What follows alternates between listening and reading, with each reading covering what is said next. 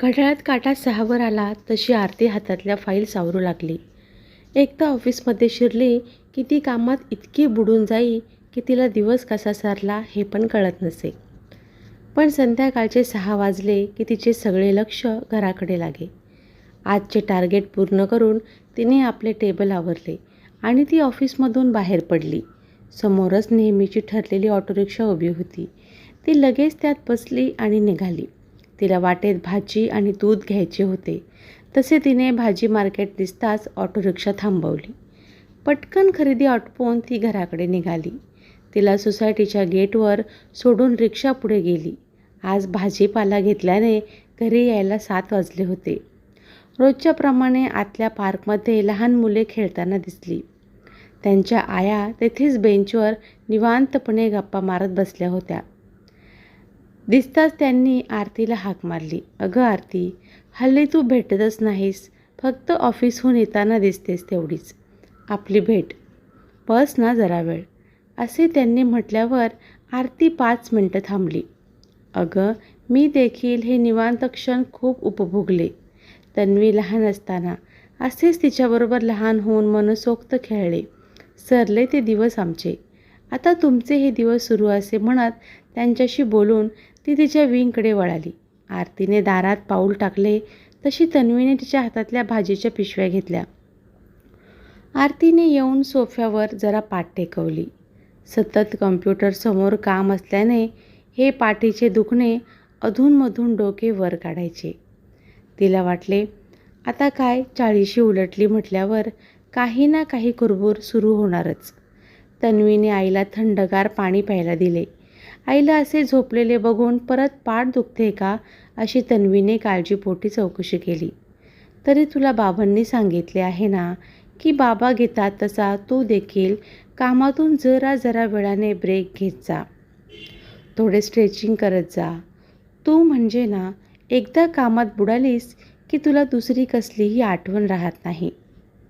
आपल्या लेकीचे हे रागवण्याचे सूर ऐकून आरती म्हणाली, "हो ग माझी राणी, लक्षात ठेवीन मी तुमची ही सूचना." असे म्हणत आरती फ्रेश व्हायला उठली. तेवढ्यात रवी देखील ऑफिसमधून आला. आरतीने दोघांसाठी गरम चहा केला. तन्वीने येऊन त्यांना आज क्लासमधील एक्झामचे मार्क्स दाखवले. तिचे एव्हाना 12वीचे क्लासेस सुरू झाले होते आणि छानच परफॉर्म करत होती. "तन्वी, अशी छान प्रगती करत राहा. महत्त्वाचे वर्ष आहे हे तुझे." असे आरतीने म्हणताच ती म्हणाली, "अगं आई, जस्ट चिल. किती टेन्शन घेतेस माझे. मी करते ग सगळा अभ्यास नीट." आरतीचे तर सारे लक्ष सध्या फक्त तन्वी आणि तिची 12वी यावरच होते. ऑफिस, घर आणि तन्वी याशिवाय तिला दुसरे काहीच सुचत नव्हते. आधी आपले आयुष्य अगदी भरभरून जगणारी आरती जणू एखाद्या कोशात गेल्यासारखी राहत होती.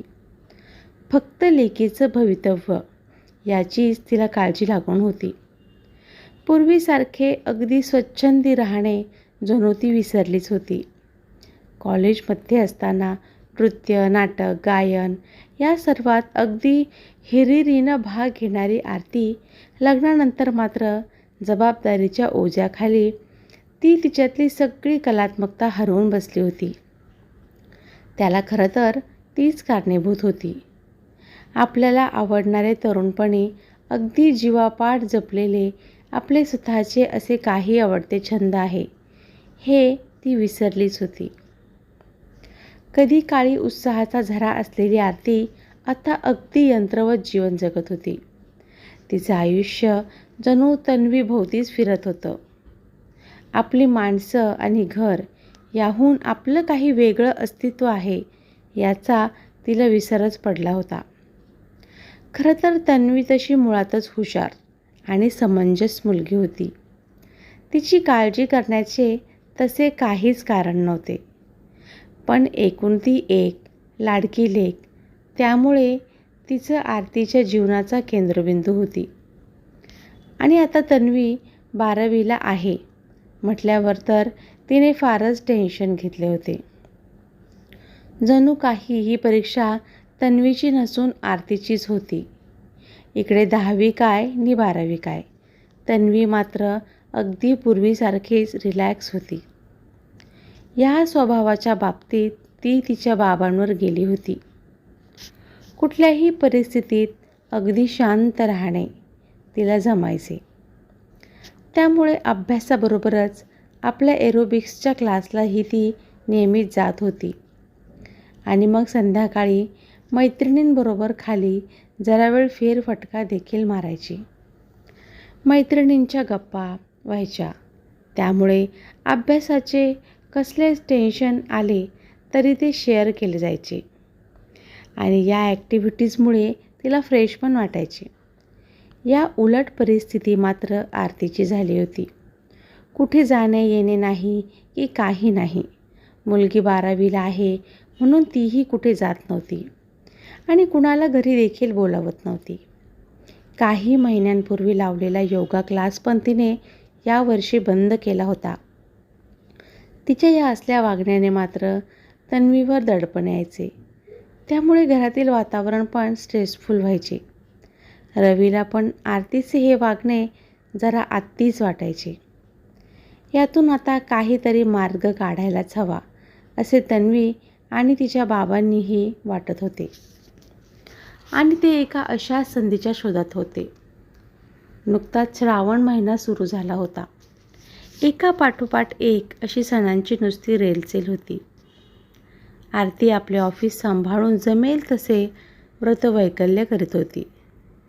तशी तिला या सर्वाची मुळातच आवड होती. लहानपणी तिने आपल्या माहेरी आईला हे सर्व करताना पाहिले होते. त्यामुळे साहजिकच तिच्या मनात याबद्दल आस्था होती. गेल्याच वर्षी आरतीच्या भावाचे लग्न झाल्याने यावेळी माहेरी मंगळागौर आणि लागूनच असणाऱ्या गौरी गणपतीला येण्यासाठी माहेरी सर्वांनी तिला आग्रहाने बोलावणे आले. पण यावर्षी तन्वीच्या अभ्यासात व्यत्यय नको म्हणून कुठेही लांब प्रवासाला जायचे नाही असे आरतीने आधीच ठरवले होते आणि तिचे माहेर परगावी असल्याने लगेच जाऊन येणे शक्य नव्हते. त्यामुळे जरा जड मनानेच तिने आपले जमणार नाही असे आईला कळवले. इकडे त्यांच्या सोसायटीत देखील श्री गणेशाच्या आगमनाची तयारी सुरू झाली होती. दरवर्षीप्रमाणे यंदाही विविध सांस्कृतिक कार्यक्रम करण्याचे नुकत्याच झालेल्या सोसायटी मीटिंगमध्ये ठरवण्यात आले. या सर्व कार्यक्रमात मुलांबरोबरच मोठ्यांचा देखील बरोबरीने सहभाग हवा होता. तेव्हा रवी आरतीला म्हणाला, नाटक सगळ्यात भाग घ्यायचीस आणि तुला त्या सगळ्यांची किती आवड होती. मैत्रिणींनी एवढे आग्रहाने विचारलेच आहे तर भाग घे नक्की. बघते रे, मी त्यात बिझी झाले तर उगाच तन्वीच्या रुटीनमध्ये खंड पडायचा असे आरतीने म्हणताच तन्वी लगेच बाहेर येऊन म्हणाली, छे गाई, मी काय लहान आहे आता की माझे लहान सहान बाबतीत तुझ्याशिवाय अडेल. मला काही डिस्टर्ब होणार नाही. तू खुशाल भाग घे.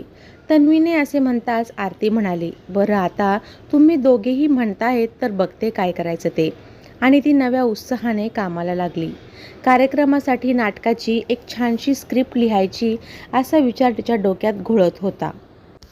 कॉलेजमध्ये असताना किती लिखाण करायचो आपण. लग्नानंतर सगळंच सुटलं हळूहळू आणि मग जणू विसरच पडला आपल्याला या लिखाणाच्या छंदाचा. चला या निमित्ताने पुन्हा एकदा लेखनाचा श्री गणेशा करूया असे ठरवत आरती रात्रीची कामे आटपून लिहावयास बसली. तिला लिखाणास लागणारी नीरव शांतता केवळ रात्रीच्या वेळीच मिळत असे. त्यामुळे हे काम तिला रात्रीच करायला आवडे. ती हल्ली तिची रोजची कामे जरा लवकरच आवरून रात्रीचा 1 तास यासाठी शिल्लक ठेवत होती. या शांत वेळी तिच्या मनाला साथ घालणाऱ्या विविध कल्पनांना ती मूर्त रूप देत होती. त्यात ती अगदी रमून जात होती. आजवर आयुष्यात तिला मिळालेल्या अनुभवाच्या शिदोरीने तिची लेखणी अजून प्रगल्भ झाली होती. तिने जे हरवले होते असे तिला वाटले ते मुळात तिच्यातच एखाद्या कस्तुरीप्रमाणे दडलेले होते आणि आज कित्येक वर्षांनी परत तिच्या लेखणीतून शब्दांच्या रूपात मोहक सुगंध पानावर झिरपत होता.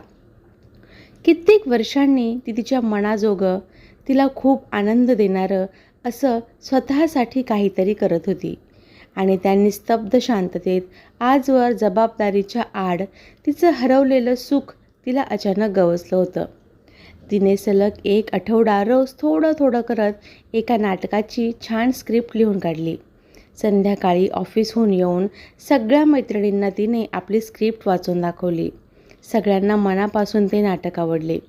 कित्येक वर्षांनी नाटकाचा प्रयोग त्या या वर्षीच्या गणपती उत्सवात करणार होत्या.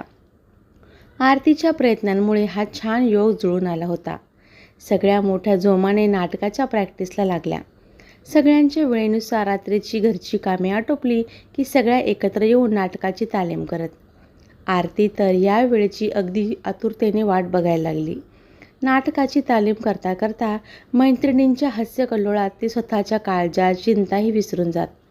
तिचं हे आधीसारखं आनंदी राहणं रवी आणि तन्वीला खूप सुखावत होतं. त्यांच्या पण मनाजोगे झाले होते आणि आरतीच्या आनंदी राहण्याने घरातील आधीचे तणावपूर्ण वातावरणही आपसुकच निवळले होते. इकडे रोजच्या रियाजामुळे त्यांचे नाटकही मस्त बसले होते आणि त्यामुळेच गणेशोत्सवात त्यांनी नाटकाचे अप्रतिम सादरीकरण केले.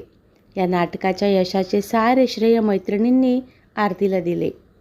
तेव्हा मात्र तिने उलट मैत्रिणींनीच तिला पुन्हा लिखाणाची प्रेरणा देऊन तिचा हरवलेला छंद परत मिळवून दिल्याबद्दल त्या सर्वांचे मनापासून आभार मानले. मैत्रिणींनो, कथा आवडली असेल तर लाईक करा आणि अशाच नवीन नवीन कथा ऐकण्यासाठी आपल्या मराठी कथा या चॅनलला सबस्क्राईब करा. धन्यवाद.